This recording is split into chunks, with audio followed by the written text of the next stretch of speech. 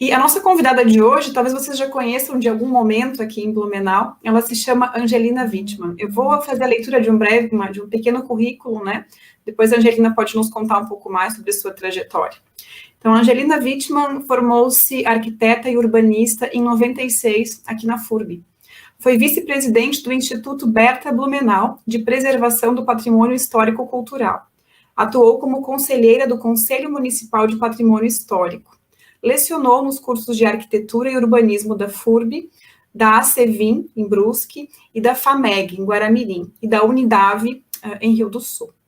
É autora dos livros A Estrada de Ferro, no Vale do Itajaí, resgate do trecho Blumenau a Warnow, e Ferrovia no Vale do Itajaí, A Estrada de Ferro, Santa Catarina.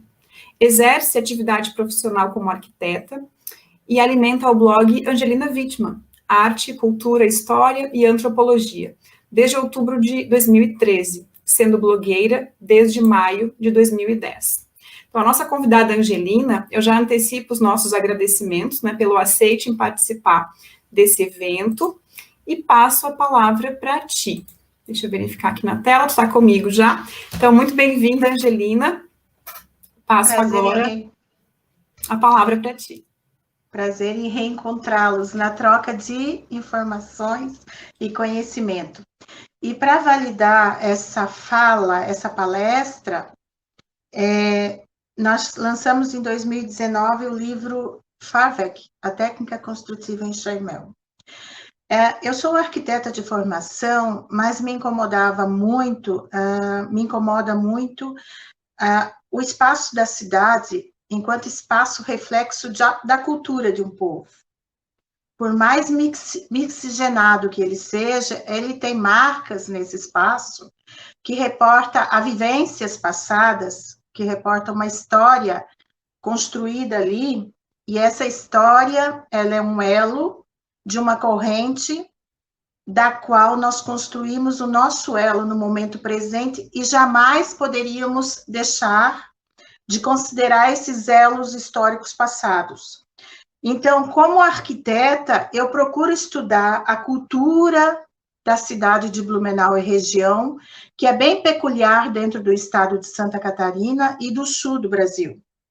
Eu já residi no oeste de Santa Catarina, na Serra Catarinense, no litoral, e essa região tem características totalmente diferentes e próprias. E uma das questões que pautam esse perfil é a arquitetura. E dentro dessa arquitetura é o enxaimel. Típico enxaimel dessa região, totalmente diferente daquele construído na terra da professora... Me ajuda, Cíntia, do Rio Grande do Sul. De Juiz de Fora, da professora... Me faltou agora. Uma querida. Então, a nossa fala hoje vai ser arquitetura pioneira, rural e urbana, o enxaimel, na colônia Blumenau e na região. Por quê? Ela chegou aqui com imigrantes com uma mesma forma, com uma mesma volumetria, e ela teve uma evolução diferente na região rural e na região urbana de Blumenau.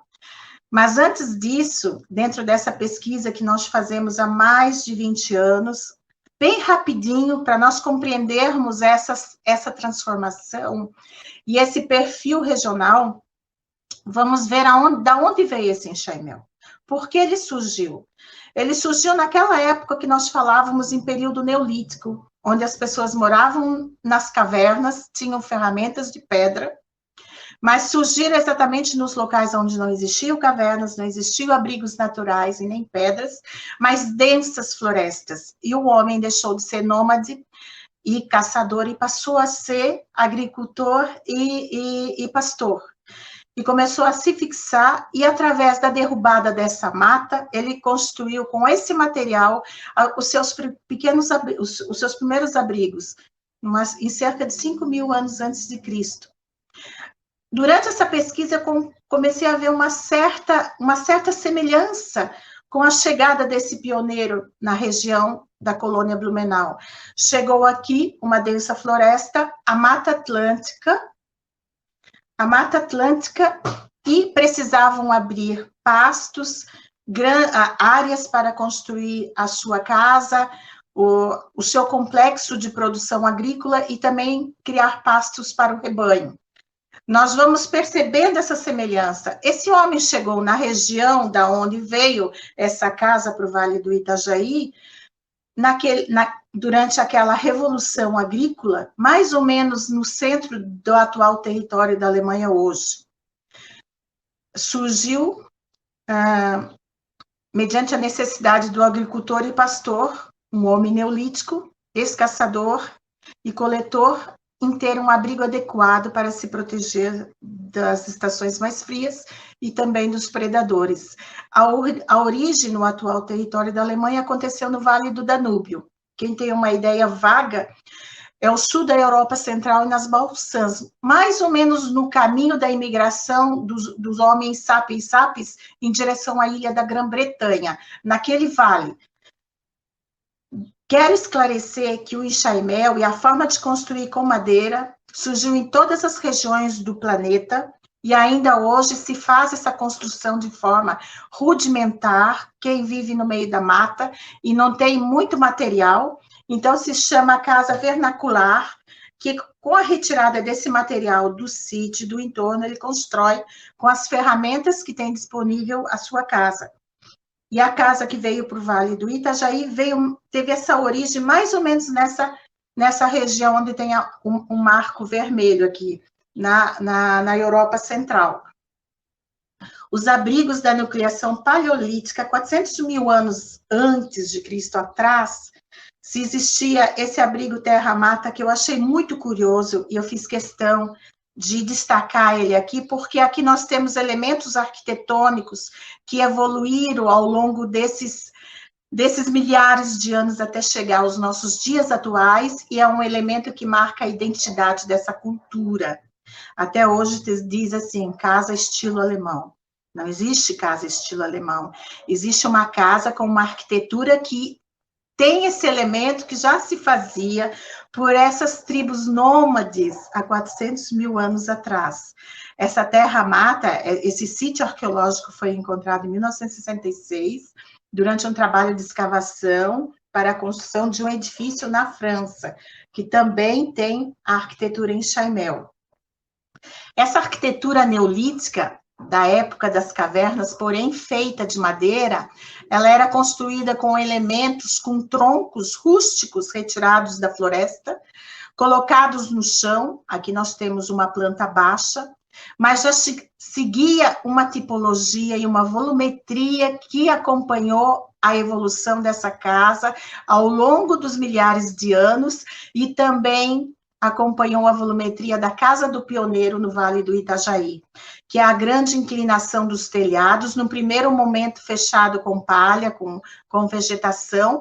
Essa estrutura era fixada no chão, ao lado dessa casa tinha grandes buracos de terra, que alguns defendem colocação de lixo, que foram encontrados em sítios resquícios de lixos, e outros defendem a retirada do barro para o fechamento da taipa.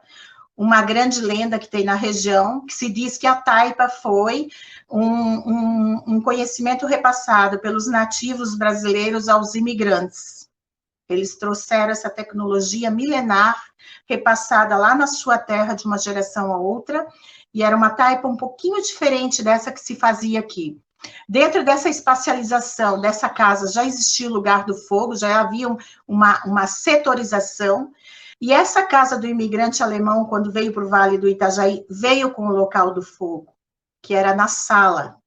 Na primeira casa, esse local no fogo era onde ficou a sala depois. Aí nós vamos ver o que aconteceu com esse local do fogo. E aos poucos eles foram fazendo tipo um pedestal, uma mesa, e criando o sótão, a mansarda, o elemento elevado com pisos, aonde surgiu mais um ambiente para a ocupação, como, por exemplo, nessa imagem dá para se perceber. Essa casa de estrutura de madeira foi construída na cidade alemã de Kronach. Pesquisadores encontraram os resquícios e resíduos em sítios arqueológicos e a reconstruíram. Ela foi construída no período neolítico, no sítio encontrado por Robert Graf. É interessante nessa gravura ver a taipa, que eles executavam com elementos flexíveis de salgueiro, e depois colocavam essa massa, essa argamassa de barro e vegetação. Essa casa só tinha uma porta e era desprovida de janela. Aqui nós podemos ver já os primeiros encaixes através das forquilhas naturais, e o fechamento desse telhado, que é a característica identitária dessa casa, até o momento presente, essa inclinação de telhado.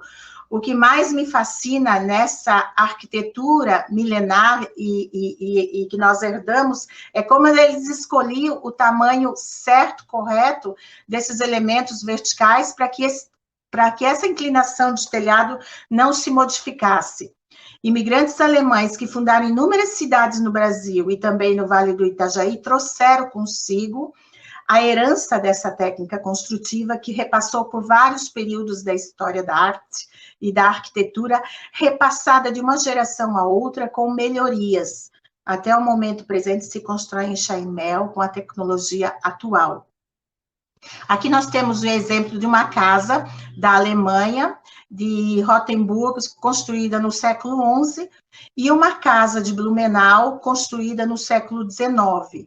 Nós vemos alguns aspectos, algumas singularidades, inclusive a taipa, essa mesma taipa que existe aqui, e existe aqui também, que é uma taipa colocada com elementos de madeira, como é que é, ajustada nesse elemento horizontal, e que recebe o fechamento de barro. Essa mesma casa tem um fechamento de tijolos. Já que eu estou falando de fechamento, gente, a técnica construtiva em Chaimel é caracterizada pela estrutura de madeira. Quando se fala em Chaimel, é a estrutura. Quando se fala tampar esses quadros da estrutura, é fechamento e a parede. Esse fechamento pode ser feito de taipa, pode ser feito de madeira, de tijolos. Aqui em cima é feito de madeira, ó. Aqui é fechamento de estuque, de taipa, e aqui é fechamento de tijolos aparentes. No entanto, a estrutura é em Chaimel de madeira.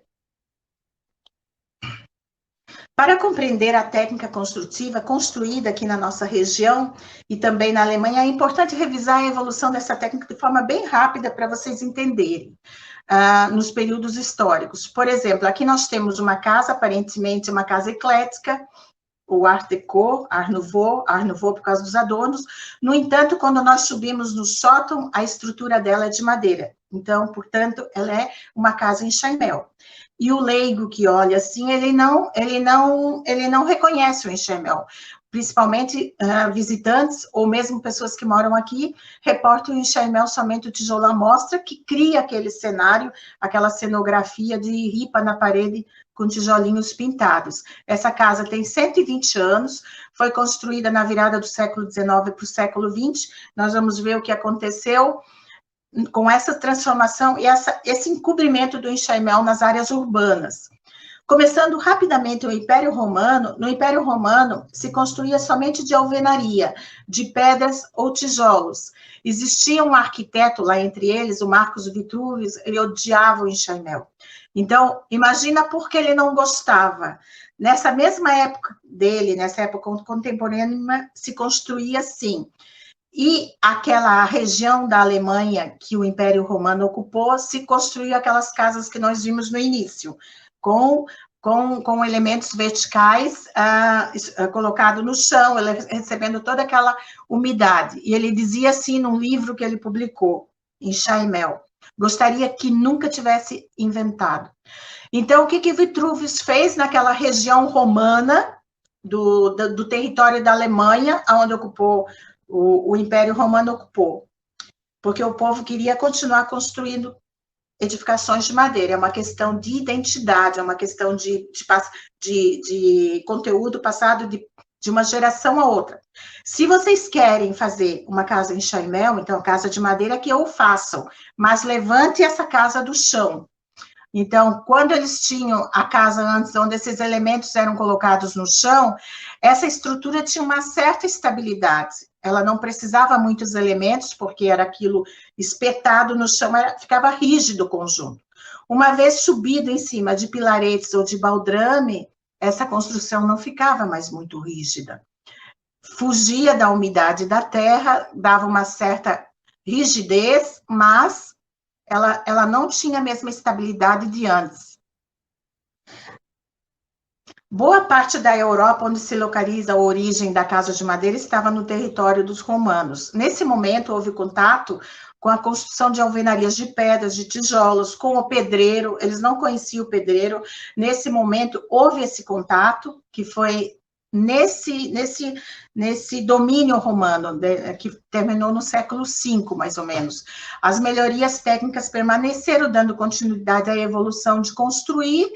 E a partir desse contato também, nessa casa em Chaimel, surgiu a janela. Era uma casa que só tinha portas. Então, nós vamos ver essa evolução. Janela, do latim, quer dizer pequena porta, e ali entrava a luz e também a ventilação. Mais ou menos até o século V, quando caiu o Império Romano. Quando os carpinteiros e artesãos decidiram não mais fazer essa casa diretamente no chão, ela perdeu aquela estabilidade que nós falamos. E para neutralizar isso, aqui vem uma outra transformação nessa estrutura de madeira. Eles criaram esses elementos, que é o Gegenstrebe, os estrebes, para fixar bem esse elemento vertical, para ele não ficar balançando, que agora ele não tinha mais a estrutura do solo. Então, surgiu esses novos elementos e também as janelas com folhas de tábuas, geralmente. O conjunto tornou-se estável, com travantado sobre as ações de ventos e tal, e enrijeeceram os quadros, mantendo os prumos nivelados.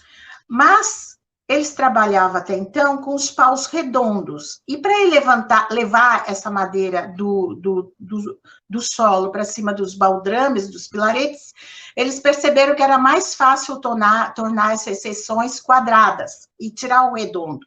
Então, com o passar do tempo, eles iam aprimorando essa técnica. Eles começaram a falquejar e a deixar esses elementos redondos quadrados, porque era muito mais fácil apoiar isso em cima da pedra, que nesse período deixou de ser somente pilaretes e baldrames, e de repente podia ser até o primeiro pavimento, por exemplo. Eles faziam com estrutura autoportante em pedras ou tijolos. Nós vemos numa região da Alemanha como essa arquitetura ia tomando outra forma.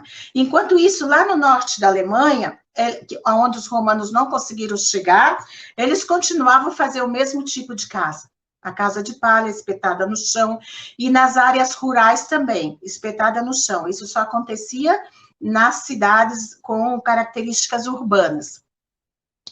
Existiam vários tipos de ferramentas que surgiram através das ferramentas de pedra. Aqui nós temos o Breitball e o Enshaw.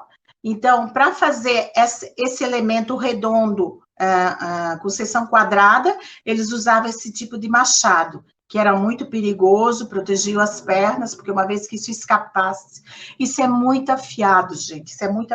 Eu tive o prazer de manusear isso numa prática para falquejar um pau redondo assim, isso tem uma certa facilidade, não precisa ir na academia, mas é muito perigoso escapar esse corte para sua canela. Então, os pioneiros chegavam aqui, alguns traziam essas ferramentas para a região, alguns traziam, esses pioneiros que traziam essas ferramentas, eles tinham um pequeno tesouro, porque através de mutirões, nessa primeira época, eles ajudavam a construir uma casa, e eles ganhavam um ofício também, eles não iam somente plantar a terra, mas eles participavam dessas equipes de construtores. E mais ou menos a madeira se chamava falquejada aqui, ó. A madeira falquejada, ela tem essas marcas desse Breitball. Então, se alguém descobrir aonde fica o local que nós fizemos essa fotografia, vai poder concorrer a um livro da técnica construtiva em Chaimel, pode passar para a professora Cíntia as sugestões de onde é esse local, um livro de nossa autoria sobre essa pesquisa.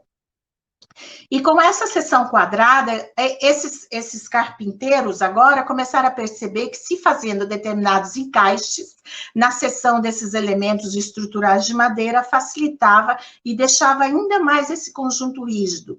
Não somente agregaram essa mudança na construção da casa, com estrutura de madeira ali no século V, depois que o Império caiu, deixando os paus de diversos tipos de cálices com a seção quadrada, como também efetuaram determinados cortes nas extremidades do mesmo, facilitando esses encaixes. Na arquitetura românica, início, nós vamos dar um pequeno salto, eles continuaram produzindo essa arquitetura na região onde era o antigo Império Romano, no Báltico, cada um do seu jeito, com interferência dos romanos e sem. E agora nós vamos dar um pulinho para o século XI. A arquitetura românica começa por volta do ano 1000, fim definitivo da antiguidade, e marca o momento que foi usado o fechamento e as paredes com estrutura de pedra e depois tijolos. Até então no processo era taipa.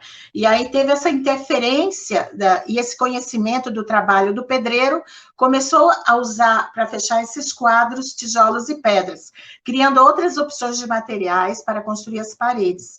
Surgiu o primeiro pavimento construído com uma alvenaria autoportante da casa em Chaimel, que é uma herança dos romanos, inclusive com os arcos plenos colocados ali, que é um arco romano, criando-se a casa construída com a técnica construtiva mista. Quando nós usamos duas técnicas, tem a técnica construtiva em Chaimel, que é com a madeira, e tem a alvenaria autoportante. Aqui foi uma técnica construtiva mista, que se usou os dois.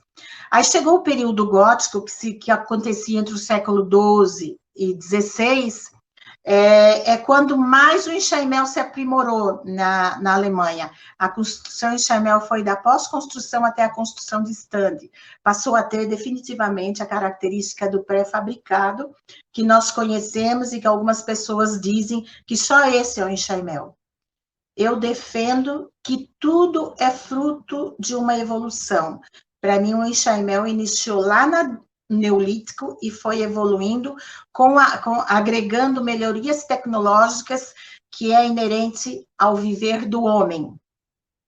Então, nesse período, além desses cortes, desses engastes, eles faziam isso num galpão, como esses pioneiros faziam aqui na colônia Blumenau também, todo marcado com números romanos ou com outros sinais, e depois levava no local e montava essa estrutura. O fechamento, depois cada um fazia como queria e como podia. Por exemplo, no Alto Vale eu encontrei muita casa, Alto Vale também era colônia Blumenau. Eu encontrei muita edificação com uma estrutura em Chaimel. No entanto, elas eram fechadas com tábuas. E as pessoas, por ignorarem, porque não podiam fazer tijolos, porque, de repente, o tijolo não tinha no local, porque era mais caro, as pessoas, por ignorarem o que é a estrutura em Chaimel, diziam que é a casa de madeira. E aí eles precisavam fazer uma casa de material. E muitas dessas tipologias foram desmontadas e desconsideradas. Hoje são muito poucas. Com essa tecnologia mista, a partir da estrutura em Chaimel e paredes autoportantes, faz-se necessário o acréscimo de novos elementos nesse período gótico. Então, além daqueles estribes, além daqueles paus inclinados, surgiram outros elementos para enrijecer mais ainda essa estrutura, porque agora nós ganhamos um pavimento de alvenaria também. E nessa época, a arquitetura em Chaimel, na região da Alemanha, de onde vieram as nossas edificações em Chaiméis, houve a verticalização dessa casa. Ou através dos elementos naturalmente longos, que se chamava casa Ständerbau, ou então elementos curtos, onde eles se repetiam em cada pavimento, e muitas vezes tinha casas, edificações em Chaiméis com vários pavimentos, onde o pavimento superior era colocado ligeiramente para fora. Essa técnica protegia essa madeira e criavam espaços aqui para colocar o decorativismo daquelas casas localizadas no antigo Império Romano. Então, surgiu elementos novos para o decorativismo, através desse verticalismo, que talvez foi inspiração nas catedrais. Ali é outro assunto que vem. Então, se faziam edificações com esse esmero e com esse capricho. Aconteceu novamente uma nova evolução e o refinamento das possibilidades estruturais da casa. O conjunto estruturado de maneira unitária foi substituído de maneira definitiva por complexas construções articuladas, cujo resultante era edifícios verticalizados com uma estrutura em chaimel. Além do detalhe e da perfeição da técnica, a estrutura em chaimel do século XVI ao século XVII atinge seu grau de refinamento e decorativismo máximo. Lembrando a vocês que isso aconteceu em uma região da atual Alemanha, mais ou menos onde esse enxaimel teve contato com a arquitetura dos romanos, do Império Romano. Nos locais onde esse Império Romano e a sua influência não chegou, essa edificação em enxaimel evoluiu de maneira mais simples e funcional, sem o decorativismo. E desses locais onde essa edificação evoluiu de maneira mais simples e funcional, foi de onde vieram a maioria das edificações para a nossa região. Então, se faz muita confusão, é enxaimel, não é enxaimel, para ser enxaimel precisa ser assim. E nesse período da Renascença, houve grandes contrastes na forma de construir, na nova Renascença, né? Enquanto no sul, isso eu acabei de falar, enquanto no sul, na Alemanha, eram criadas verdadeiras obras de artes, de escultura, de pinturas, nessas fachadas e nesses elementos da estrutura em chaimel, ao norte da Alemanha, as construções se limitavam ao aspecto restrito e ao trabalho da madeira puramente construtivo. A origem daquela casa que veio para a colônia Blumenau, que hoje é mais ou menos o alto e o médio vale do Itajaí, para vocês terem uma ideia da abrangência dessa colônia. Além desse detalhe arquitetônico, soma-se a influência renascentista das artes plásticas, onde as fachadas recebiam uma gama de cores em seus elementos, agora não mais somente estruturais, mas também decorativas, muitos dos quais ricamente esculpidos e pintados.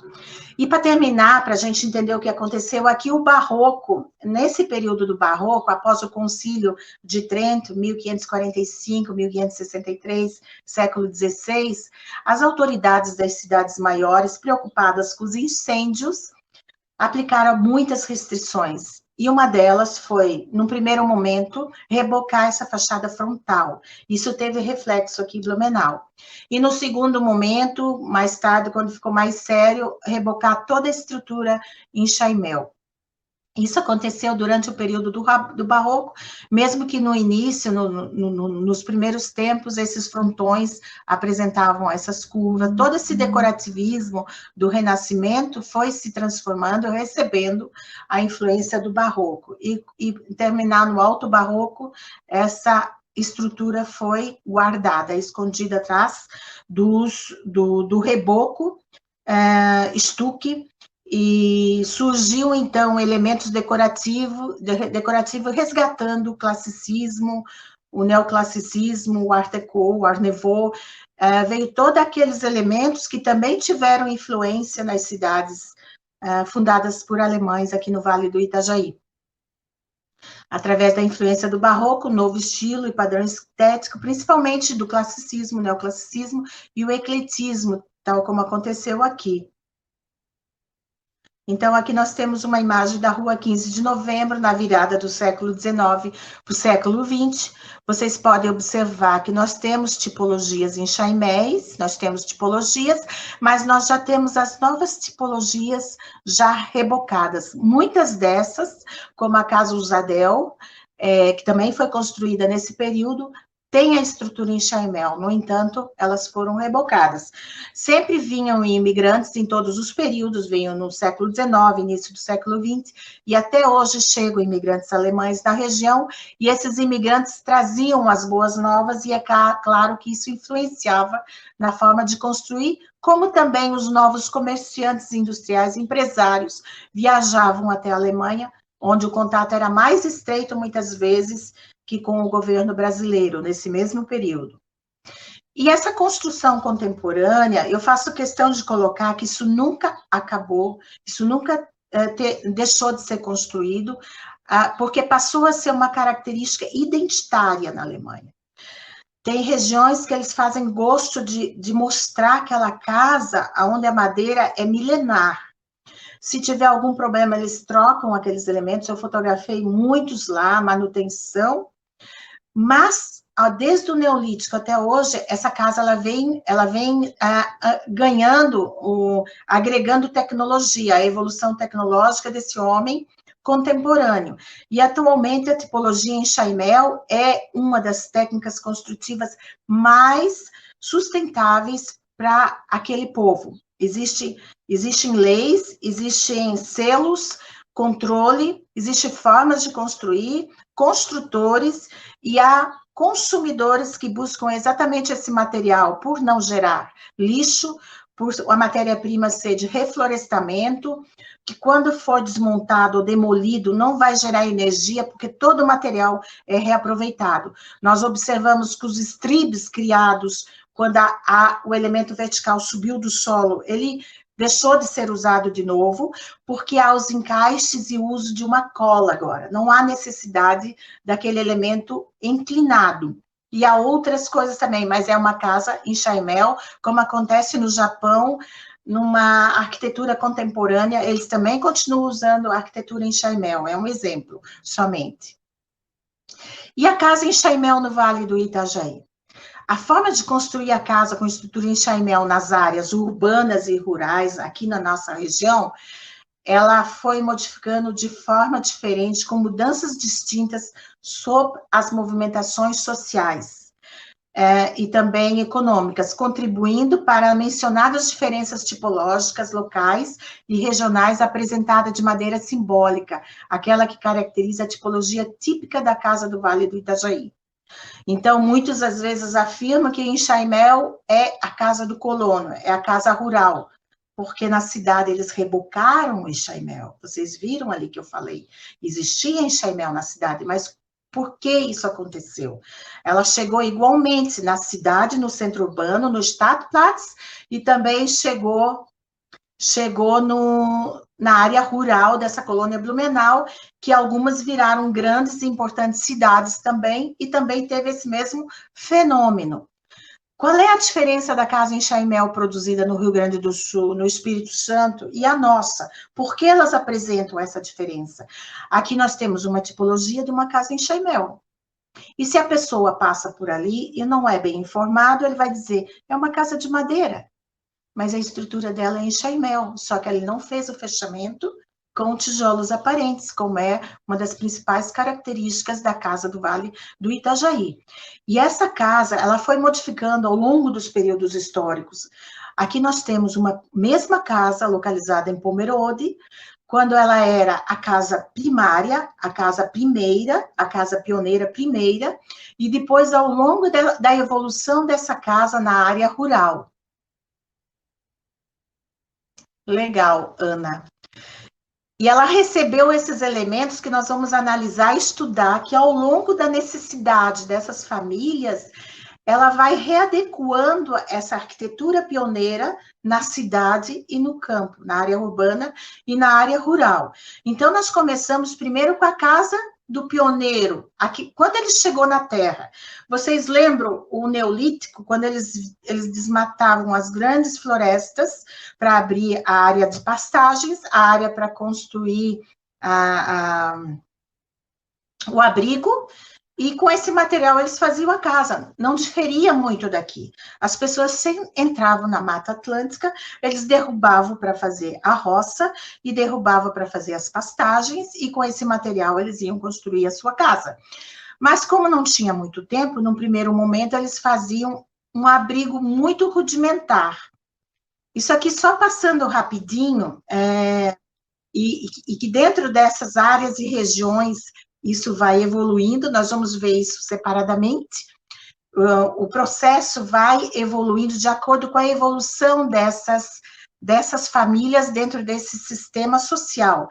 Por exemplo, esse homem, o Wettstein, ele escreveu um livro que ele é maravilhoso, ele está no meu blog, gente. Ele tem fotos, que eu coloquei algumas aqui, dessas casas pioneiras desse início do século XX, na área rural. E ele destaca no livro que o imigrante começou sua existência na nova terra de maneira miserável e restritiva, e que leva de 2 a 3 anos de trabalho duro, morando em uma casa provisória. A casa provisória é a choupana, é o abrigo rudimentar, trabalho duro morando em uma casa provisória construída semelhante à imagem. Essa casa da imagem é a casa permanente que ele faz depois de 2 ou 3 anos de trabalho duro nessa propriedade rural. Geralmente, após a construção de sua casa e cozinha, alguns faziam cozinha separada, nós vamos entrar nesse detalhe, com porcos, com galpões de gado, grandes pastagens, campos férteis, todo um complexo de produção agrícola. Com os ranchos, seu objetivo estava alcançado em um primeiro momento. Ele não tinha muita vaidade. Ele queria viver sossegado dentro dessa propriedade. Então, o objetivo dele era construir essa casa permanente. Vocês observem que a casa permanente tinha mais ou menos aquela volumetria daquela casa neolítica, tem uma simetria na fachada, mas não tinha varanda e não tinha o anexo posterior. Essa é uma família assentada no Médio Vale, na povoação de Belchior. A primeira é a casa primitiva rural, desprovida dos anexos, como eu estava comentando. Essa casa temporária desse imigrante, que chegou aqui na região, era algo semelhante a essa casa que eu mostrei para vocês no início, que é a casa da Terra Mata. Por isso que eu coloquei ela lá. Tem os mesmos elementos estruturais que se repetiriam. Olha aqui, ó, a mesma coisa. E sabem de onde é tirado esse livro? Daquele autor que eu comentei, que estava ali no início do século XX. Quando a família do imigrante alemão chegava no lote colonial com mata fechada, independentemente da região, esta família limpava uma clareira na qual construía o seu primeiro abrigo, não muito diferente do abrigo do Terra Mata. E aí ele ia fazer o abrigo provisório. A casa, eu chamaria isso aqui de casa uma casa temporária, ou semi-permanente. Aí ele construía algo mais estruturada. Limpava o chão, retirava a vegetação e com parte desse material levantava o abrigo temporário mais forte. Mas essa foto é colocada aqui porque lembra muito aquela edificação neolítica. Eu acho incrível como essa inclinação do telhado se fixou em mais ou menos 10 mil anos de história, 7 mil anos de história, e esses paus espetados no chão se fixou. Esses homens que são descendentes daqueles homens que se fixaram naquela região, em outro planeta, reproduzem mais ou menos a mesma tipologia, dentro de uma mesma técnica e de um mesmo método, e de uma mesma região inóspita e virgem, com mata predominante e densa. Então, na centralidade da colônia Blumenau, quando essas pessoas chegavam, eles tinham um barracão de imigrantes. Essas famílias ficavam hospedadas naquele barracão, principalmente as mulheres e as crianças. E os homens iam para o interior dos seus lotes coloniais construir a sua casa temporária. Enquanto isso, nas regiões mais afastadas, nas áreas do interior dessa colônia Blumenau, acontece isso aqui, ó. Eles têm que sobreviver e se virar construindo um abrigo como a casa de Terra Mata. Na centralidade de Blumenau existia um galpão, existia um albergue, então a facilidade já era melhor, no mesmo período de tempo. Então, vocês começam a observar que as diferenças já começam a acontecer. As famílias que iam para o interior tinham que se virar no meio da mata, construindo abrigos choupanas, até construir a sua casa temporária, enquanto isso, na centralidade, no Stadtplatz, eles tinham um albergue. Como no período neolítico, após a chegada ao lote colonial, os imigrantes alemães abriam uma clareira, definindo espaços para casas, plantações e pastos, derrubava a mata e com esse material construiu a sua casa. Então, aqui nós temos um mutirão. As famílias, mesmo morando muito longe, elas se aproximavam. Essa fotografia é daquele escritor do início do século XX que eu mencionei e descreveu essa casa. Ele fez essa foto. Ela está aqui porque eu retirei do meu livro dessa forma. Então, eles cerravam esses paus no meio da mata usando o Gross Dilsjäger, o serrote, o Breitbalo, aquele machado de falquejar, o Axt é outro tipo de machado, o serrote. E essa semana passada eu assisti um documentário que eles usavam esse mesmo material, essa mesma técnica lá na América Central, com povos isolados. Eu fiquei encantada que eles usavam essa técnica para construir suas casas hoje, no século XXI. Quer dizer, isso está no ar, as vários recortes de tempo convive ao mesmo tempo. No século XIX se construía, como se construía na Idade Média, da origem desses homens, e hoje nós temos ainda pessoas que utilizam essa técnica construtiva. E eu vou chamar a casa semi-permanente aquela casa que ainda tem o telhado coberto com vegetação, paredes revestidas de taipa. Essa casa é o início da cidade de Rio do Sul. Essa casa é a casa que está em Bela Aliança. Ela foi construída em Bela Aliança, onde residia o primeiro balseiro, e aonde era o local da primeira balsa, foi onde surgiu o Cidarme, que era o braço do sul, que era um raso, e ali o gado passava da serra para vir para Blumenau, e nesse local surgiu o Rio do Sul. Cidarme depois se tornou Bela Aliança, expressão italiana, e depois se tornou Rio do Sul, quando foi emancipado da colônia de Blumenau. Era uma casa mais sólida, que aquela choupana era construída logo após a casa temporária. As pessoas iam lá para os seus terrenos, ficavam lá para construir essa casa semi-permanente, possuía telhado de palha e folhas, paus roliços, chão batido e sem muito conforto. É incompleta, com área pequena e não tem adequações necessárias dentro daquele complexo de produção rural que isso se tornaria alguns anos depois. Enquanto isso, aqui no Stadtplatz, na centralidade, eles já faziam edificações, até mesmo aqueles imigrantes que tinham contato com o barroco, onde tinha as restrições, até mesmo eles rebocavam o seu enxaimel, como já estava se fazendo na Alemanha. Com o passar do tempo, veio a casa permanente. Esse imigrante, tanto na cidade quanto na área rural, eles conseguiram fazer uma casa com esse aspecto. Ela tinha a planta retangular ou quadrada, ela tinha simetrias nas fachadas, a estrutura de madeira encaixada, o telhado com aquela mesma inclinação do telhado da casa neolítica. Isso é a identidade dessa edificação. Nós podemos fazer edificações contemporâneas com tecnologias. Tem colegas que fazem, é lindíssimo. Isso é a identidade da cidade de Blumenau. Então, muitas vezes, nós temos embates fortes em sala de aula, porque se quer e se deseja fazer aqui a arquitetura internacional. E nós temos uma identidade, às vezes, através dessas cumieiras e desses telhados inclinados, se reconhece a identidade e a cultura através do visual e da paisagem. E nós temos essa casa permanente no Stadtplatz. Essa casa é lá na rua principal do Stadtplatz de Blumenau, na Rua das Palmeiras. Foi restaurada pela Igreja Sabatista e ela tem um aspecto, elas são iguais, entre aspas, né, com as suas diferenças. Mas o que eu quero dizer iguais, que elas têm a mesma planta retangular, que elas têm os mesmos panos de telhado e nenhum elemento.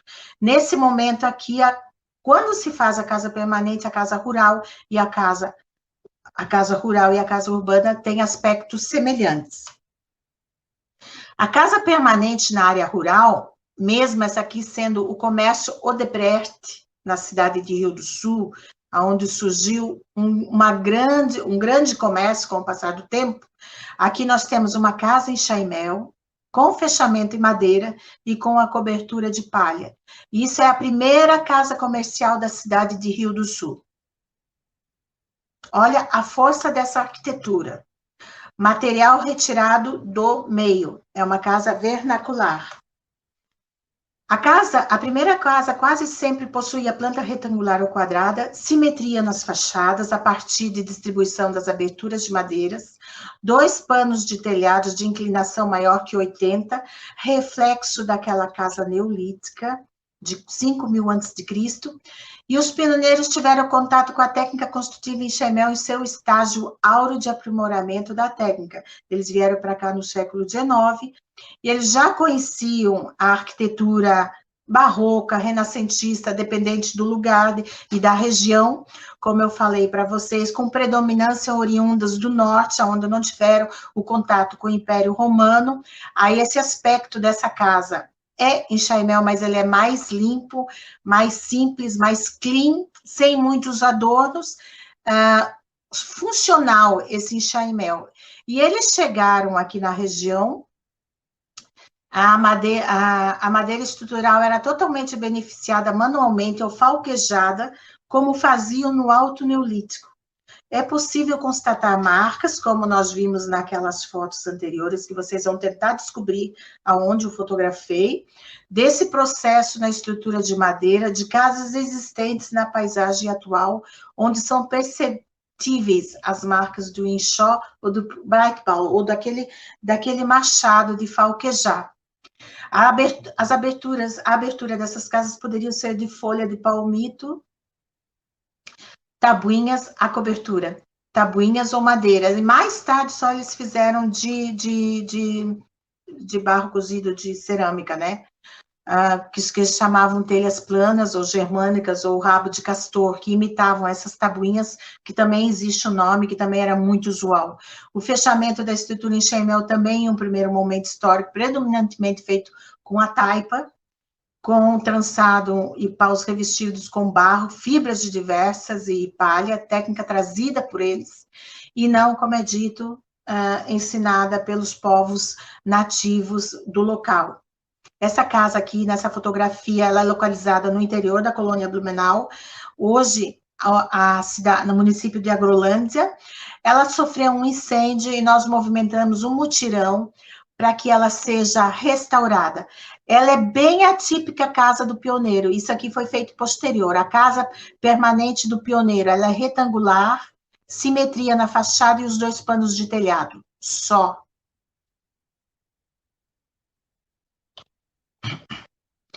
A casa permanente na área urbana, aqui eu falei para vocês que tinha um albergue, que tinha um galpão onde as pessoas que ficavam na centralidade, as mulheres e as crianças ficavam hospedadas, que é o galpão do imigrante ou barracão do imigrante, e do lado nós temos uma casa comercial. Essa rua aqui é a Rua das Palmeiras, é a primeira rua da colônia Blumenau, onde surgiu a centralidade de Blumenau, que nós geralmente chamamos Stadtplatz. Então, aqui tem uma casa comercial com a mesma volumetria dessa casa rural, dessa casa permanente urbana. E a casa permanente rural, com o passar do tempo, toda essa propriedade foi recebendo melhorias e agregados. Surgiu o pomar, também surgiu em alguns locais da centralidade, próxima centralidade de Blumenau. Todos tinham pomar, todos tinham jardim, tinham pasto, tinha a horta, a residência e os ranchos, que eram pequenas indústrias onde transformavam frutas e mousses, leite, manteiga e queijo, onde os animais eram e transformavam-se em embutidos. Então, eram pequenas locais de produção dentro dessa propriedade rural, que com o tempo, o excedente dessa produção alimentou a indústria regional, que trouxe a industrialização para o estado de Santa Catarina. Foi a partir da indústria alimentícia e do excedente dessas propriedades rurais. A casa permanente rural, a partir da primeira casa permanente, construída após a casa temporária, recebeu melhorias, troca de materiais e também de adornos, dependendo da região que ela era construída e da origem da família. Então, isso também variava muito da origem da Alemanha, da onde vinha essa família. Nós já vimos que na parte sul tiveram contato com essa construção autoportante, e ao norte não. melhorias na propriedade, um complexo agrícola de produção agrícola e pecuária se constituía em cada uma dessas famílias. Então, nós vamos mostrar uma série de casas permanentes rurais. Essa aqui é em Apiúna, que era no interior da colônia Blumenau. Vocês podem ver as folhas de madeira. Nós vemos e nós conseguimos perceber aqui uma ampliação, o enxaimel possibilita isso. Deve ter outras ampliações, mas a planta era a planta retangular com os 2 panos de água. E com o passar do tempo, nós vamos começar a observar modificações nessa casa permanente rural. Então, aqui no miolo, nós temos essa casa permanente rural, que é a planta simples, o sótão e os 2 panos de telhados. De repente, essa família percebeu que era importante criar um ambiente aqui que protegesse essa casa da insolação forte, diferente da região de onde veio, e eles puxaram um pouco esse telhado, adequando na própria casa que já existia. Eles puxaram isso. Mas como esse telhado era muito inclinado, se nós continuássemos com a inclinação dele, o pé direito aqui ia ser muito baixo. Então, eles fizeram essa quebra e mudaram essa inclinação de telhado e ampliaram esse pé direito. Aqui nós criamos uma característica da casa enxaimel da nossa região. E aquele fogão que ficava no meio dessa casa, que era a herança daquela casa neolítica, onde o fogo ficava no centro da casa, porque a temperatura era fria, eles sentiram necessidade ou de criar fora uma cozinha separada, ou eles criaram o rancho, outro anexo, como na varanda, respeitando essa simetria, que é muito apreciada dentro dessa cultura, e nesse local ia o fogão, geralmente de barro, de tijolos, e esse sótão ficava livre desse calor. Imagina um fogão embaixo desse assoalho do sótão. Essa casa aqui, ela foi fotografada em Pomerode. E, então, o que é ilustrar uma casa permanente rural, no entanto, ela já vem recebendo as transformações, ó, uma casa permanente rural, e aqui a mesma coisa, foi anexado em madeira, esse anexo, com essa quebra do telhado mais suave, e foi anexado o espaço do fogão. Essa casa era da Vila Itopava, ela foi demolida. Eu fotografei ela durante uma caminhada, e nas caminhadas seguintes ela não tinha sentido, porque é espaço, ambientes rurais, ela não estava mais no local. Outra casa permanente rural, aqui a original, a construída num primeiro momento, que seguia a planta, inclusive, igual à casa urbana, e essa família rural também achou por bem construir esse anexo com essa quebra do telhado. Vocês observem aqui, se seguisse essa inclinação do telhado, o pé direito ia ficar aqui embaixo, ó.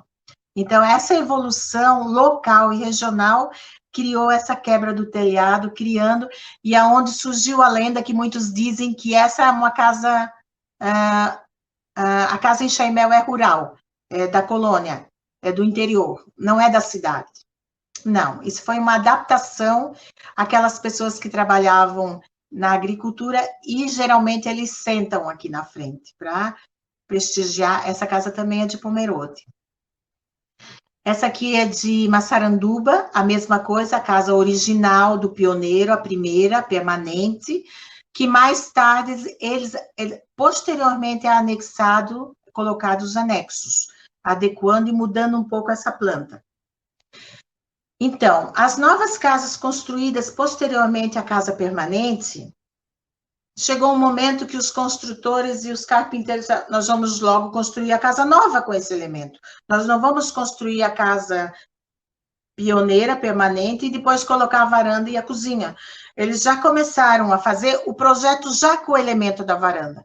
Isso aqui é um projeto que nós tiramos ali do arquivo histórico. Quem fez o projeto foi o Oscar Dickmann, em 6 de julho de 1924, já com um elemento novo, que só acontecia aqui no Vale do Itajaí, só aqui. Então, já existia um projeto. Aqui vocês podem ver essa grande inclinação de telhado, olha aqui, eu fiz até o desenho aqui, ó, se viesse na sequência, ia ficar aqui embaixo, ó. Então, faz essa quebra que tem um pé direito razoável. Começar, então, a construir as casas novas com os 2 anexos. Aqui nós temos uma família feliz, em Jaraguá do Sul, alguém falou ali de Jaraguá, inaugurando e mostrando, de repente, fotografando a sua casa para mandar para os familiares que ficaram na Alemanha, a casa nova já com os elementos novos da casa rural. Esses são elementos da casa permanente rural, que é o acréscimo da varanda e o acréscimo da cozinha, sempre. Então, essa casa não era encontrada na área urbana de Blumenau. Talvez em outros locais, que depois se urbanizaram, sim. Mas na área urbana, da colônia Blumenau, essa casa não era encontrada. Era uma adaptação da área rural a partir daquela casa permanente. Eu espero que vocês estejam compreendendo. Nas redondezas de Blumenau, aqui a Itopavazinha, ou Itopava Central, é um bairro, aquela casa que nós mostramos antes, a mesma coisa, a casa permanente rural e o anexo da frente, com todo um trabalhado, elementos artísticos, fechamentos de madeira, também no sótão, e a cozinha também com fechamentos de madeira. Então, aqui nós podemos dizer que nós temos uma estrutura em chaimel com fechamentos de madeira, de taipa e de tijolos aparentes, com todos os fechamentos que se tinha, só faltou de pedra. E assim continua mais algumas, só para... Enquanto isso, na área urbana, nós temos a casa permanente urbana, que é a mesma que existia na área rural, antes de ganhar a varanda e o anexo da cozinha.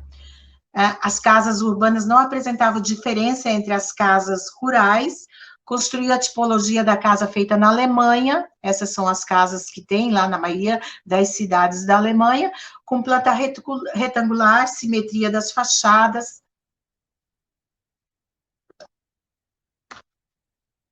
Dois panos de telhados e essa grande inclinação, que nós sabemos que vem lá do Neolítico, era assim a casa urbana permanente no centro de Blumenau. Quer dizer, eu marquei uma aqui, mas nós já podemos ver toda a interferência e a evolução dessa rua 15 de novembro em uma fotografia de 1915. Essa aqui ainda não tinha sido rebocada ou recebido todos aqueles adornos e decorativismo que veio depois em função do barroco que tinha na Europa.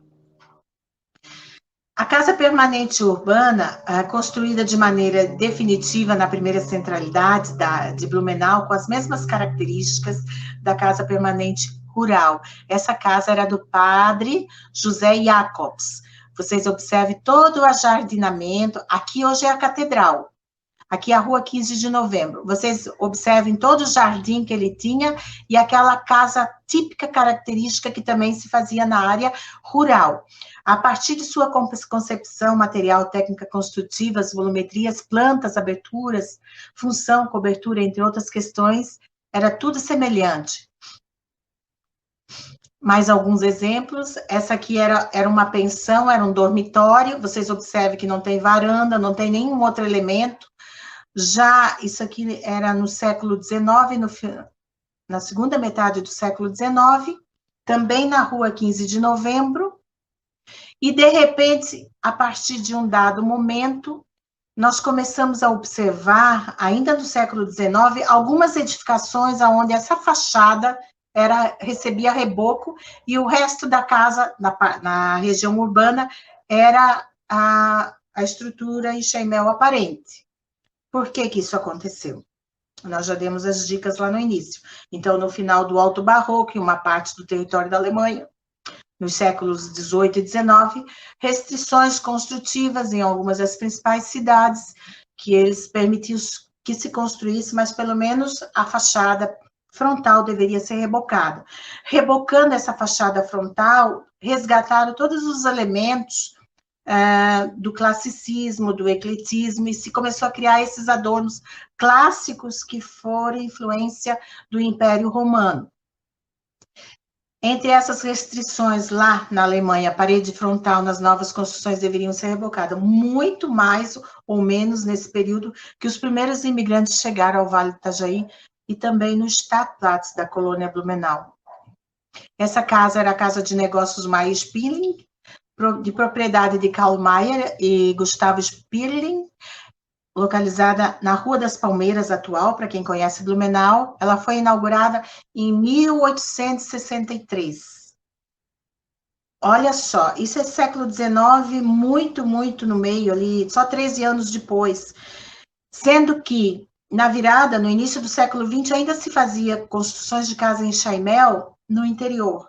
Eu já fotografei casas de Chaimel de 1930, com todas essas características da casa permanente. Então, as transformações na área urbana aconteceram muito mais rápidas e céleres. Enquanto se construía em Chaimel sem o reboco, já se construíam edificações rebocadas com elementos clássicos, do classicismo. Outra fotografia interessante, essa fotografia foi feita porque isso aqui é tudo resquícios da grande enchente de 1880, isso aqui é a Rua das Palmeiras, lá no centro, lá na frente da Fundação Cultural, e aqui nós vemos também uma fachada frontal rebocada e o resto da casa, em Chaimel, sem o reboco. Essa é uma foto de 1880. Quais foram os elementos, qual foi o tipo de evolução dessa casa urbana? Então, aqui nós temos essa casa pioneira, permanente primeira. Os primeiros elementos que surgiram nessa casa urbana foi esse alpendre sobre a porta principal. Num primeiro momento mais simples, e depois era um elemento que recebia todo o decorativismo, quase competindo com aqueles elementos do Renascimento alemão. Essa aqui é a Foz do Ribeirão Garcia, aqui nós temos ali a antiga prefeitura, e aqui é o início da 15 de novembro.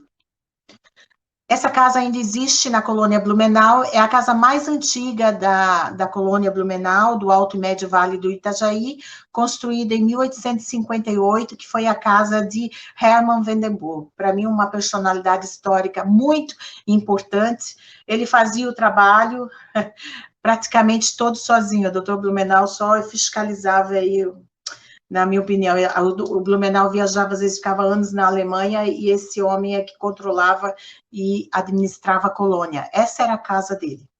Tão importante que achamos o seu papel, esse ponto histórico, que foi essa imagem que ilustra o nosso livro, e também nós achamos que a Rua das Palmeiras, que antes era um Boulevard Hermann Vandenburg, na época do nacionalismo, foi trocado para Duque de Caxias, esse nome deveria retornar a essa avenida.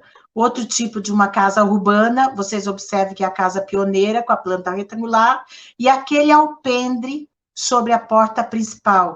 Essa casa existia na Alameda Rio Branco, hoje totalmente tomada por edifícios, não tem menor nuance de que era assim. Esses alpendres, conforme era a família, mais ou menos de posses, eles recebiam, como eu falei, esses adornos, quase lembrando daqueles adornos do Renascimento e do Enxaimel.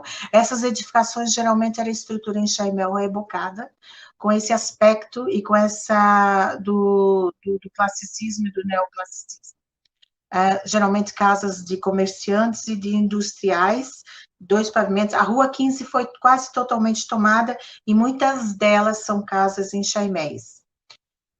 Aqui nós temos, outro dia nós escrevemos sobre essa cervejaria, Itopava Seca, ele usou muxarabi de sarrafinho. Esse elemento também tem origem no Neolítico, quando eles faziam as cercas para guardar o rebanho. O alemão, a casa alemã, a cultura alemã aprecia muito esse tipo de elemento no seu decorativismo até o tempo presente.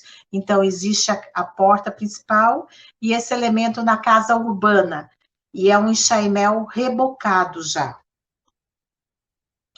Não somente esse elemento surgiu, mas surgiu também esse elemento na mansarda. Nós chamamos de mansarda o ambiente criado sob o telhado, no sótão, que recebe janelas e ele pode ser utilizado. Então, não bastasse a janela dos frontões, se criou um outro tipo de frontão, que eu não encontrei o nome em português, mas no livro alemão técnico se diz Dachgaube. Todas essas casas urbanas ou de comerciantes ou lideranças na área rural construiu a sua casa. Num primeiro momento quadrada, retangular, com esse elemento a mais. E aqui também Mas é interessante eu começar a observar, ó, todas essas casas com maior área, maior planta, geralmente de um comerciante ou de uma pessoa importante, recebia esse tipo de anexo na mansarda. Essa casa está localizada no Warnow, e é uma pena porque ela está com condições de conservação muito ruim. É das últimas grandes construções do Vale do Itajaí que ainda está em pé. E assim se prossegue, ó. Essa casa aqui é no Stadtplatz, na Rua das Palmeiras, o característico em Chaimel. Aqui estão terminando a cobertura de uma edificação em Chaimel, rebocada, e aqui nós temos uma com o Dachgaube. Eu acho que isso aqui é o Hotel Brasil. Tinha vários hotéis nessas ruas. Tá aqui, tá aqui. Não, é o comércio de Meyer-Spilling, construída em 1868, nessa situação. Essa casa ainda existe, é a casa do engenheiro que construiu, ou dos engenheiros, tem duas residências, tem 2 módulos, é uma casa geminada em Chaimel, localizada no Salto, e aonde residiu os engenheiros que construíram a usina do Salto no início do século XX. Muito preocupada agora estou, porque ela foi alugada, antes moravam famílias ali, que mantinham ela nesse estado de conservação. Fiquei preocupada um dia quando eu vi eles começarem a pintar essas janelas de verde, eu corri lá, aí eles repintaram de branco de novo. Mas é um risco, é porque as últimas tipologias ao pesquisador que resta na paisagem, que dá um pouco de identidade a esse local, são essas edificações que, felizmente, no interior, na área rural, existe muitas ainda. E descobri agora, na Grande Florianópolis, uma outra tipologia, mas também construções em Chaimel. O Dachgaube poderia ser construído com estrutura em Chaimel e fechamento de tijolos maciços, rebocados ou não, com paredes autoportantes ou com estrutura em Chaimel revestido com madeira. Esse aqui era a Câmara e Cadeia de Blumenau. Olha que coisa mais linda. Olha todos os elementos clássicos, artísticos. Isso aqui, o alpendre em cima da porta principal, com todo esse adorno, decorativismo, esses pilaretes do Renascimento, também do Barroco. Aqui é mais do Barroco, esses elementos são mais do Barroco, o decorativismo em efusão, e que tem um pouco do classicismo através da simetria e das aberturas, porque lá se rebocavam essa estrutura, aqui também as pessoas que chegavam procuravam repetir o que acontecia lá. No final do século XIX e início do século XX, houve reflexo no Vale do Itajaí, advindos da Alemanha, onde não se construía mais com tanta intensidade com a técnica construtiva. Surgiam novas linguagens arquitetônicas, pautadas em novas técnicas construtivas e estilos, como o neoclássico, o neogótico, o Art Nouveau, o eclético e, mais tarde, o Art Deco, já bem no século XX. Esse fenômeno internacional repercutiu com mais intensidade na área urbana, na sede da colônia, e no interior a construção da tipologia permanente rural continuou com a construção de uma ou outra casa comercial, seguindo a linguagem arquitetônica internacional, mas predominou a construção de enxaimel, como quase virou lenda que aquilo era um enxaimel e era um enxaimel rural, e só assim existia. Aqui nós temos o exemplo de uma casa de Warnow, que foi a residência e o comércio do primeiro cônsul austro-húngaro da colônia Blumenau, aonde tem esse eu esqueci agora, Dachgaube, essa ocupação do sótão, e aqui era a área comercial, e também a parte residencial dessa família Heschel.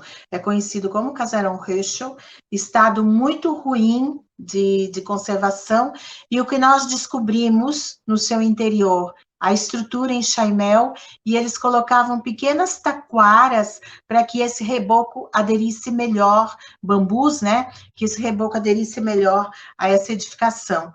A nova configuração social do Vale do Itajaí, do início do século XX, foi moldada por movimentações sociais, através do surgimento da indústria, do comércio regional, novos caminhos interligando as regiões, ferrovia, meios de transporte, novas tecnologias na construção com novos materiais, e também da presença das companhias colonizadoras, que contribuíram para o surgimento de uma nova casa permanente urbana e também interferiram um pouco nessa casa rural, porque eles traziam as novidades de uma Alemanha 50 anos mais tarde,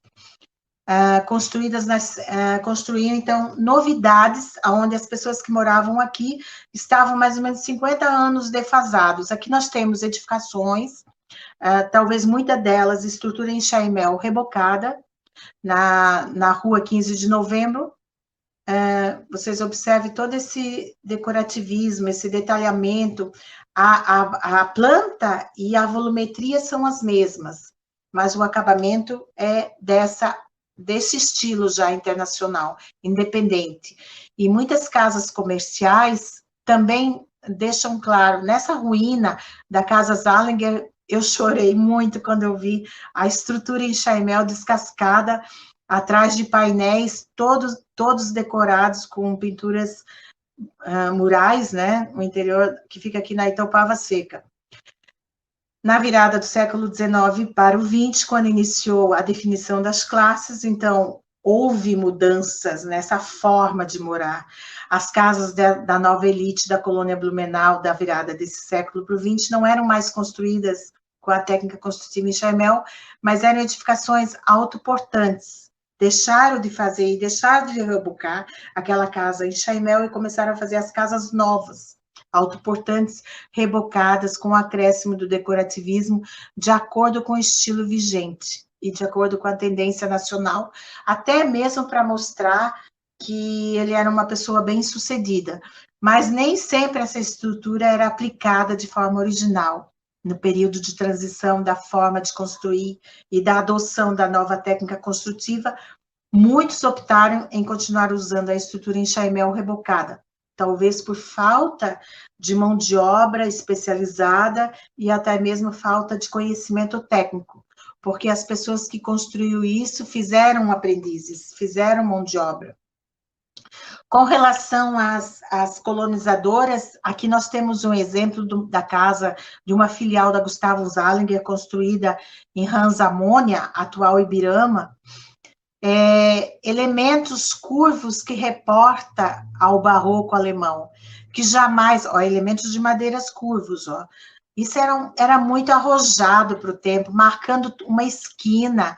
A planta não é mais aquela com todas essas janelinhas da mansarda, essa mansarda já com toda essa influência francesa de uma cidade urbana alemã. Então, essa novidade vinham com esses pioneiros que vinham através das companhias colonizadoras, e o interior, muitas vezes, sofriam melhorias dentro dessa técnica por conta dessa infiltração recente, aqui marca o ano de 1912. E acho interessante também, dentro dessas novas construções, essa casa foi construída lá no Alto Vale, Trombudo Central. É uma das tipologias mais lindas que eu fotografei, mas a planta dela tem a influência do tropeiro que descia a serra e que passava em Rio do Sul. Vocês sabem que eu conheço, eu residi na Serra, residi no Oeste, então eu sempre estou estudando essas edificações sob aspecto antropológico. E essa casa tem a planta da casa brasileira. E, no entanto, ela é um enxaimel com a volumetria do pioneiro alemão. Dentro aqui, tu entra aqui, tem um corredor, quarto. O quarto do hóspede ou do visitante, o quarto de costura, lá atrás a cozinha e a copa. E em cima, quartos também. E após a Segunda Guerra Mundial, houve uma coisa interessante na nossa região. Não só se parou ou se reprimiu a construção da arquitetura que reportasse ao pioneiro alemão e ao pioneiro italiano, mas também calaram as vozes, proibiram a fala, proibiram a escrita, trocaram os nomes das ruas. Boulevard Hermann Vandenberg transformou em Alameda Duque de Caxias, e por ali foi. Então, nesse período, após a Segunda Guerra Mundial, quando todos esses pioneiros e filhos já brasileiros sofreram um bullying oficial e um bullying popular. Então, nesse momento, houve uma freada cultural sob vários aspectos, inclusive na arquitetura aqui na região.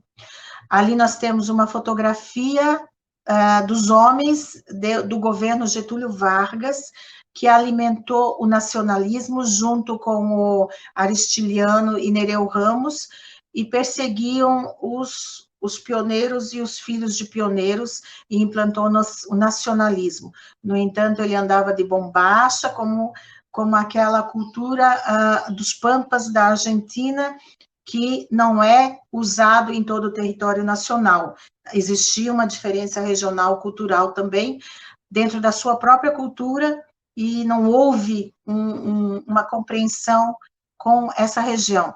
Quando eu comento alguma coisa, e agora, em função disso eu pesquiso porque eu acho que uma cidade tem alma, tem cheiro, tem melodia, tem práticas, tem memória, e nesse período, houve medo de ir para a cadeia, minha sogra foi presa, meu marido parou de falar alemão, os jovens tinham vergonha de falar alemão, e de repente surge uma festa, mesmo comercial, como é Oktoberfest, mas a Oktober tem o mérito que ela tirou toda essa cultura do baú, ou há um resgate agora. E quando nós íamos estudar em instituições, nós percebíamos um certo bullying com relação a essa cultura. Então, eu sou uma pessoa que veio residir em Blumenau, eu não tenho essa cultura na família, e eu faço isso como uma arquiteta que acredita que uma cidade tem identidade e precisa preservar essa identidade. E uma das questões é a evolução, é essa casa em Chaimel, que teve uma evolução diferente aqui na região, de acordo com as práticas do fazer, de acordo com o uso, de acordo com o local, com a economia de cada uma dessas famílias. Na região urbana, ela teve um tipo de evolução, um tipo de ocupação do solo, e na região rural, outro tipo. Mas, dentro de um conjunto, era um conjunto da colônia Blumenau, idealizada por essas pessoas, que criou essa cidade de Blumenau hoje. Então, eu olho para uma casa dessa e eu lembro que tem uma história pretérita, a cidade de Blumenau. Obrigada por essa oportunidade, eu gosto muito de falar sobre isso. Obrigada aos professores, a professora Cíntia e aos alunos pela paciência de me ouvirem. É isso. Oi, Angelina, voltei aqui para ficar contigo do teu lado. Olha, eu falo por mim e por mensagens que eu recebi aqui no WhatsApp durante a apresentação, nós ficamos encantados com a tua apresentação, encantados. É muita informação, acho que a gente ficou sedento ainda por conhecer mais. Então, tem algumas perguntas. Eu explodi o tempo, eu não vi o tempo. Não, tá tudo ótimo, a gente queria ficar mais. Eu ainda preciso ir ao banheiro, preciso comer, mas eu não conseguia sair da frente do computador, acompanhando a tua apresentação, que foi muito rica. Eu, que não sou de Blumenau, aprendi muito, muito, muito, né? E queria aprender mais. E alguém perguntou no chat se teus livros, o teu livro último, que é sobre a arquitetura em Chaimel, que envolve a arquitetura em Chaimel, ele segue podendo ser comercializado, sair comercializado, depois pode nos contar. Ele tá no Mercado Livre, mas pode ser comigo, eu despacho. Alguém descobriu onde era aquela madeira falquejada? Então, vou chegar lá. Tem uns palpites aqui. Mas queria te fazer uma pergunta aqui sobre alguma coisa que rodou na internet esses tempos nos noticiários, né? Existe uma rede varejista que ela quis construir um grande prédio histórico no centro de Blumenau, com uma arquitetura que não combina com a região. Então, como é que são as políticas de conservação dessa arquitetura histórica, regional, na região, enfim, que é mais professora central? Cíntia, Professora Cíntia, quando eu quero hoje defender ou explicar ou fortalecer alguma ideia, eu vou pesquisar. Então, eu fiz uma postagem no blog, depois eu posso passar para ti. Eu fiz um vídeo e nós conseguimos frear um pouco essa iniciativa, porque as pessoas são leigas e tem um grupo que quer ganhar com lucro, quer lucrar. O proprietário dessa empresa, ele quer o filé mignon da cidade, que lá é o filé mignon. Quer dizer, um Zé Mané qualquer aí, eu vou lá, eu vou querer aquele terreno, eu não vou poder, porque vai ter um monte de argumentos contra, e ele sabe disso. Aí me surpreendeu o IPHAN apoiar foi aprovado no IPHAN, me surpreendeu muito. Aí o que me restou? Eu escrevi a história desse Stadtplatz, que eu contei um pouco aqui, que existe um grão, e o grão daquela edificação é monumental, é brega, é kitchen. Aí alguém disse assim, ó, vamos transformar isso no enxaimel. Mas não é nem a questão da arquitetura, porque a maior das maiores edificações enxaiméis é o banheiro daquela casa, da região. E o grão, todo aquele conjunto que é o Ribeirão Garcia, que é a fundação, algum casario, o Porto, a Rua das Palmeiras, que precisa ser revitalizada, a Casa de Vandenburgo, existe um tamanho que predomina ali. Então, esse conjunto é que o IPHAN, a igreja, que o IPHAN deveria tombar e preservar. É o conjunto, é a primeira centralidade da colônia Blumenau. E aí, de repente, vai aparecer uma loja daquele tipo ali. Aí desiste, aí acaba com tudo. Não pode. Não, é uma expectativa de que não... Obrigada pela pergunta. Que não se estabeleça, né? Mas está em processo ainda, não sei se foi completamente rechaçada a possibilidade. Não foi, mas está freada. Mas o homem disse a semana passada que quem vai sair perdendo é Blumenau. Eu acho que não. Eu acho que não. Um colega perguntou aqui no chat agora sobre o falso enxaimel. Não sei se... É o kitchen, é o kitchen, é o decorativismo, É a Vila Germânica, por exemplo? É a Vila Germânica, é a prefeitura, é o que querem fazer ali na praça da prefeitura. Tem governantes que não têm muita instrução e para transformar um cenário Olha, se demole as casas originais para fazer cenário. A arquitetura original, e eu já conheço, eu tenho muito intercâmbio com a Alemanha, e eu publiquei lá, e tem os alemães que vêm para cá, eu fico com vergonha, eles percebem, porque eles são pessoas com conteúdo cultural, né? Aí eles percebem, e inclusive esse artigo que eu escrevi lá, o editor meio que tomou a liberdade para fazer uma gozação, assim, com a casa Avan hoje. A Casa Avan ali, que era a Casa Castelinho? O Castelinho. Tu vê, é um dos mais fotografados, ele ainda riu daquele. Agora, imagina aqueles elementos mais feios, onde o sarrafo está caindo fora e tal.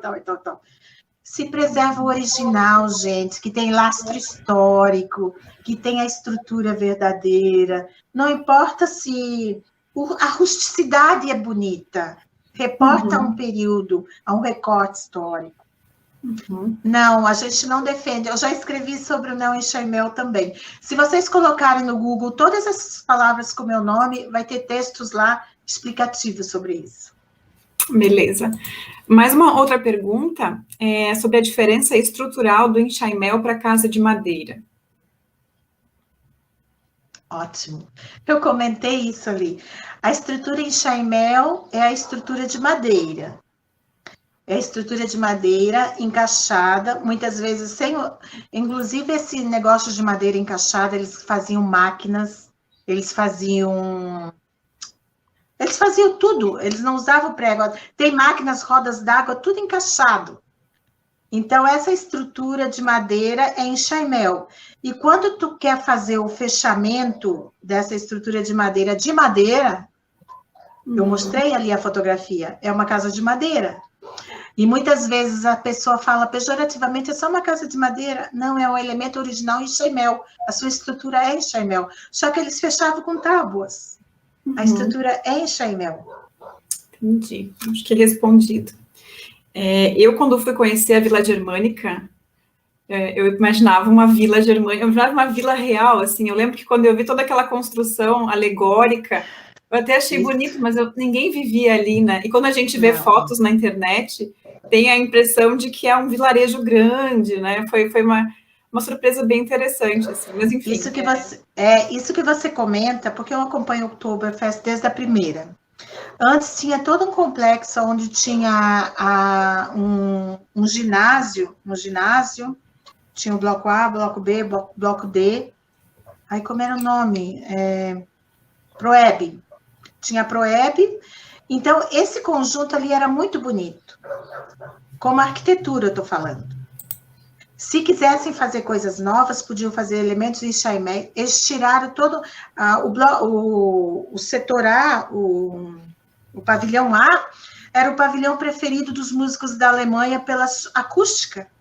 E era onde era mais aconchegante, onde foi feita a primeira festa. Toda essa cobertura era uma arquitetura moderna e a cobertura era de alumínio. Aí, num dia lá, o João Paulo Kleinbing disse assim, vocês podem fotografar quanto quiserem, que amanhã o trator vai derrubar.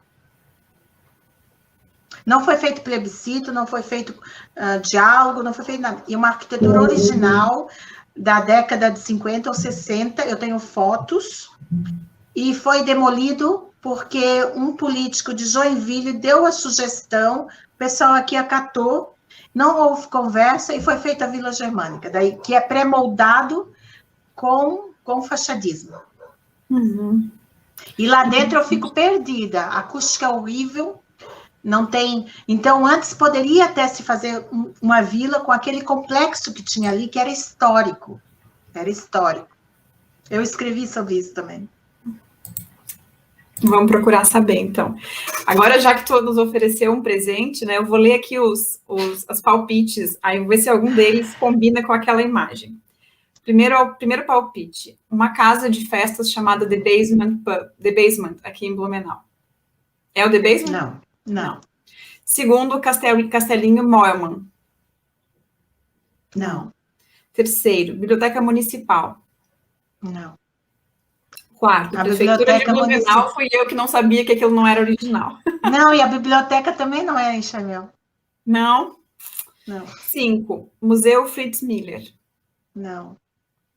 6, Porão da Casa Russa. Como fala? Russadel. Usadel. Russadel. É este? Ah, então, é o Porão da Casa Russadel. Agora... Que bom! Quem que é... A pessoa com o nickname ali, GR Godert, que eu não consigo saber o nome da pessoa, se ele está conosco online ainda. Deixa eu tentar achá-lo aqui. Como é que ele descobriu? GR Godert. Como é que tu descobriu o GR Godert? Olha que legal. Tu mostrou uma imagem antes pra gente desse prédio da Rússia. Mas olha como ele estava atento, porque eu procurei tirar, para não deixar tão seco, como a gente dá aula também, para ver se as pessoas estavam atentas. E ele sacou. Ele estava. Agora eu preciso saber se ele continua conosco aqui. Acho que sim, porque apareceu para mim como para eu marcar nessa apresentação. Vou esperar ele responder alguma coisa e a gente marca um jeito dele receber esse prêmio. Houveram outros palpites, mas enfim, a gente teve um vencedor. Gustavo Gedert, eu acho, né? Então, Gustavo, teve alguém. Gustavo é estudante de que curso, Gustavo? Me ajuda, porque se for estudante jovem... Ah, ele falou que acompanha o teu blog há tempos. Gustavo. Uhum. Ah, Gustavo, desculpa. Meu Deus, ele é lá de Florianópolis, com uma casa em Angelina, lindíssima, que ele me chamou. Gustavo, tu é danado, hein? Eu achei que ele era estudante do campus, que interessante. Bom, então vocês conhecem. Ele é um alto... Não, ele realmente acompanha e nos chamou lá para ver a casa da família, belíssima, com pinturas murais, Bairish na varanda, onde esse pintor morava em Blumenau. Como ele estava... Eu fui lá ver e fotografei, eu estou para escrever, eu preciso A hora que eu sintonizar. Que bom, Gustavo. Um abraço grande.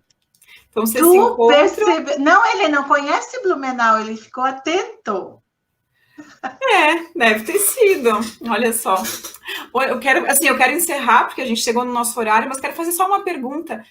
Que agora tu falou de Angelina, e eu lembrei de uma construção que eu vi e me surpreendeu muito. Eu fui de Florianópolis até Blumenau, passando por Angelina. E tem uma cidade antes que chama São Pedro de Alcântara. Tu conhece? Conhece aquela construção Sim. que existe na região? Porque no meio de um mato, de uma região muito, né, sem nenhuma construção, aparece algo que é muito luxuoso. Muito olha, eu estou descobrindo, Cíntia, eu estou desenvolvendo um trabalho lá em José Bonifácio, na recuperação de um enxaimel. Lá a tipologia é outra, a estrutura de madeira também. E, olha, José Bonifácio, Taquaras, Águas Mornas, Angelina, São Pedro de Alcântara, receberam levas de imigrantes em períodos diferentes. E São Pedro de Alcântara é uma das nucleações, uma das colônias alemãs mais antigas, a segunda de Santa Catarina. A primeira está em Mafra e a segunda, 1829. Chegou o primeiro grupo. Então, agora tem um trabalho muito forte lá em São Pedro para resgate dessa identidade, dessa cultura. E esse trabalho está sensibilizando também, tipo, Gustavo tem uma casa de família linda ali em Angelina. Você um dia, Cíntia, vai lá naquele convento das irmãs em Angelina. Já fui, incrível. Ai, as flores, Então, tem coisas lindas. E Taquaras, o Gustavo se soroneou, né, nessa visita à casa dele. Nós rodamos de Rancho Queimado até Angelina, numa estrada do interior, coisa mais linda. Eu vou colar aqui para o pessoal do chat do YouTube que quiser dar uma espiada. É uma construção, essa que eu vi de São Pedro me deixou muito surpresa. Mas então, agora a gente tem um vencedor, o Gustavo vai entrar em contato contigo para ser premiado. E aí depois você pode contar para mim. Eu levo para ele. Contar para mim e para os interessados em adquirir o teu livro. Conta para mim por mensagem, depois eu posso passar para o pessoal como a gente faz para Vila Kretzer, isso mesmo. Olha só, Santa Filomena. Legal, Gustavo. Então, é isso aí, muito obrigada, Cíntia.